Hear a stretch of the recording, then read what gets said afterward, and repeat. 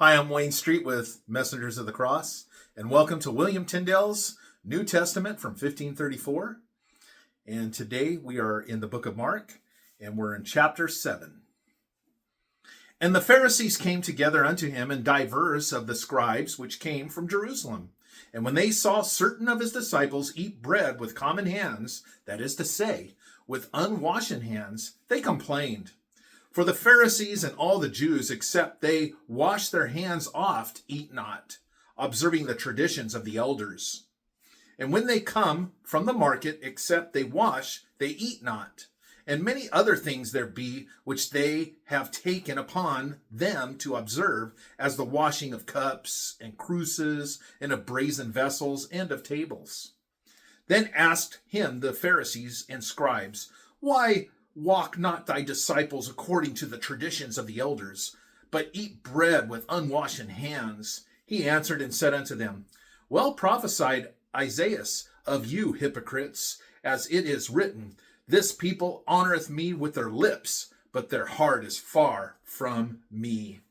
In vain they worship me, teaching doctrines which are nothing but the commandments of men.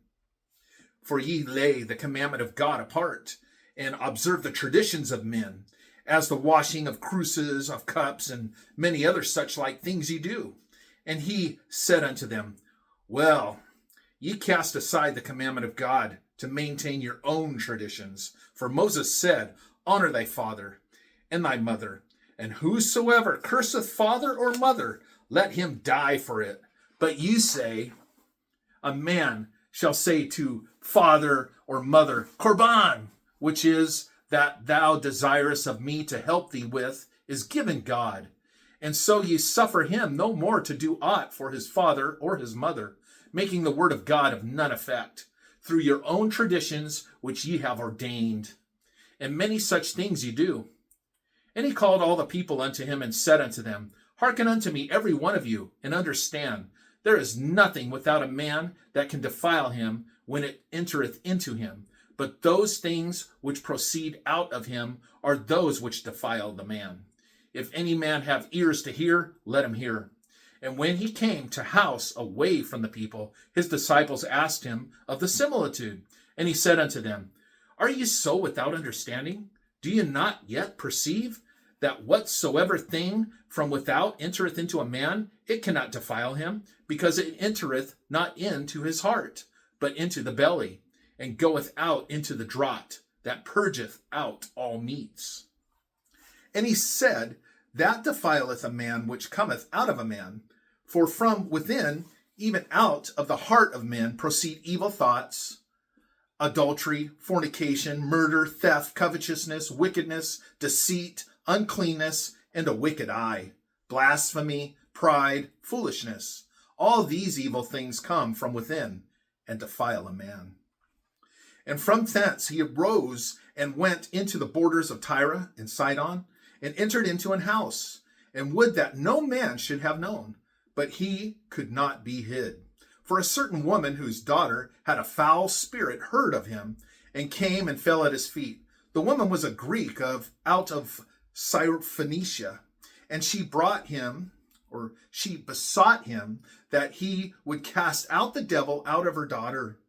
And Jesus said unto her, Let the children first be fed, for it is not meet to take the children's bread, and to cast it unto whelps. She answered and said unto him, Even so, master, nevertheless the whelps also eat under the table of the children's crumbs.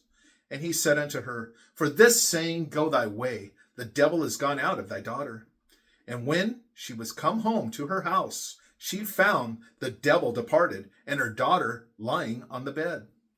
And he departed again from the coasts of Tyre and Sidon, and came unto the Sea of Galilee through the midst of the coasts of the 10 cities. And they brought unto him one that was deaf and stammered in his speech, and prayed him to lay his hand upon him. And he took him aside from the people, and put his fingers in his ears, and did spit, and touched his tongue, and looked up to heaven, and sighed, and said unto him, Ephphatha, that is to say, be opened. And straightway his ears were opened, and the string of his tongue was loosed, and he spake plain. And he commanded them that they should tell no man.